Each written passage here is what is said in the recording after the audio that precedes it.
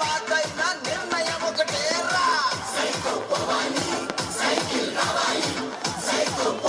మనదే. దీన్ని ఎవరు ఆపలేరు. అయితే ఇంట్లో పడుకోవద్దని మళ్ళీ గెలుపు మందేని ఇంట్లో పడుకుంటే ఎదరికం నుంచి ప్రతి ఒక్కరిని పైకి తీసుకొచ్చే విధానానికి తెలుగుదేశం జనసేన శ్రీకారం చుడతాం. 95,000 కోట్ల రూపాయలు